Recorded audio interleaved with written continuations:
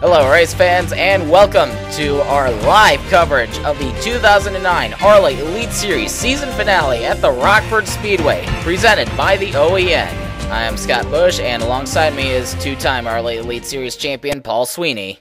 Well, Scott, it's the end of the year. It's been a great season for this series, some of the closest and most unpredictable competition we've ever seen. And tonight it could very possibly end with our first ever female champion, Hinata Hyuga, driving the J-Motor number 39 car. Unfortunately, if that happens, she won't be back to defend her title next year. She is going back to Japan to race GT cars.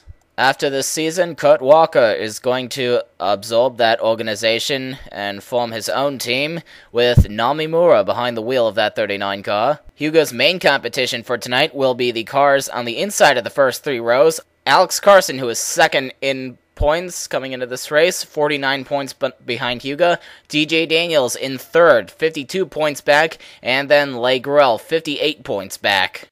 Those are the only other drivers in contention for the title tonight, and they've got a lot of catching up to do. I'd also like to point out that DJ Daniels and Leigh Grell are running for Rookie of the Year in addition to the championship, which is a really neat thing to see. Now, Grell is probably in the toughest situation out of all of these drivers.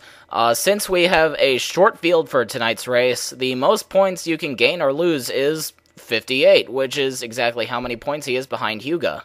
So if Grell is to win the championship, he has to win this race, and Hinata Hyuga has to finish last. Now, if that happens, they will be tied for the lead, but Grell would win the title on a tiebreaker because he would have 2 wins as opposed to Hyuga's 1. Grell won at Rovaniemi, Finland earlier in the season, and Hyuga won at Lake Afton. Ugh, Lake Afton. No amount of whiskey is ever going to wash away the memories of that race. Tell me about it. My ears are still ringing from Earl yelling at all the drivers from the booth. Another one of our night's big stories is sitting in that black and yellow 200 car right there. Patrick Carpino, the 1996 ARLA Elite Series champion. Carpino was easily one of the fastest drivers of the late 90s. Unfortunately, after the 2000 season, his funding dried up.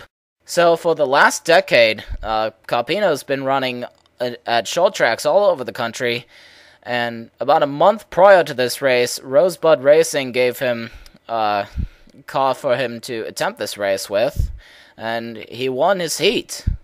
We talked to Carpino after his heat race, and he said he was shocked at his performance, given that Rosebud Racing basically told him that it was a second-hand car, and not to expect much from it.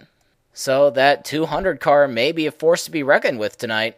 We have just gotten word that the engines have been fired. We're going to go 200 laps here tonight at the Rockford Speedway. The pace car will now lead the field around the track for their parade laps. Let's take a look at the starting lineup. In row 1, we have Leigh Grell on the pole and Hinata Hyuga on his outside. In row 2, we have Alex Carson and Benji Flynn, who clinched the ARLA Thunder Trucks Championship last week at Aurora. In row 3, we've got DJ Daniels and Dale Underwood.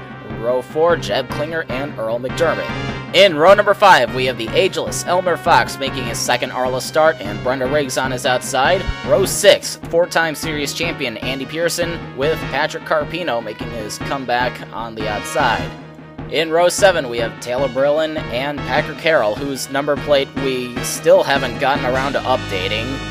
And on the inside of row 8, we have Namimura, whose number plate also hasn't been updated, and Scott Morales on her outside. And now for our last 3.5 rows, we have Chuck Johans making his first and final start of the season in the S-Rock 49 car. Matt Scarano will start on his outside. Row 10, Scarano's teammate Vinienzo on the inside with Kurt Walker on his outside. Row 11, we have Anthony Griffith and Ansgar Clemens making his first start in the European Domination 45 car. It will also be his second ARLA Elite Series start. His only other start was at Rovaniemi, Finland, where he finished 20th. And then, starting in last, we have Kevin Monroe in the 63. You might have noticed that a lot of big names were missing from our lineup. Because this track does not hold very many cars, we had a totally different qualifying format. 8 heats of 25 laps each, and around 8 cars each. Only the top 7 were locked into this race, so The top 2 cars from each heat would advance to the main race. We used a similar format for this race when I was driving, and, well, it was one of the hottest races to get into, possibly in all of American motorsports. I believe the years when I wasn't locked into this race, I only qualified twice. In addition, the Past Champions Provisional does not apply to this race, which is why Ryan Baldwell, Mario Franchetti, and Chris Johans are not in the field. This race also attracted a lot of one-off cars, which made it even harder for the series regulars to get in.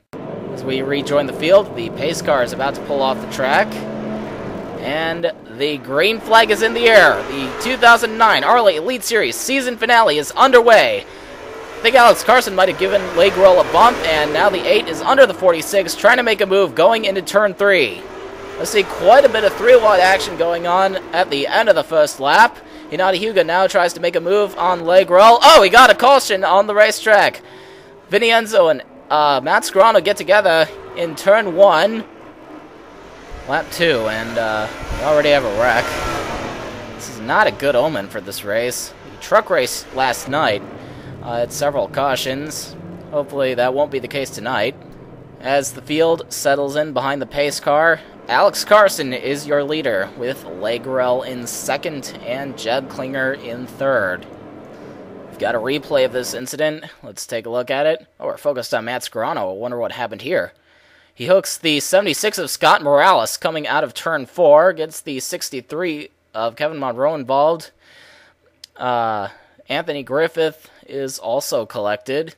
I'm hearing we have an onboard shot from Vincenzo that happened a moment ago. Oh, he runs into the back of the 16. Senzo doesn't appear to be too happy with that move Scarano pulled. To be honest, I probably would have done the same thing if my teammate had done that to me. Now we are hearing that ARLA officials have called Vincenzo to the hauler for after the race. While the field is parading around the track, let's take a quick commercial break. We'll be back for the restart. Stick around, folks.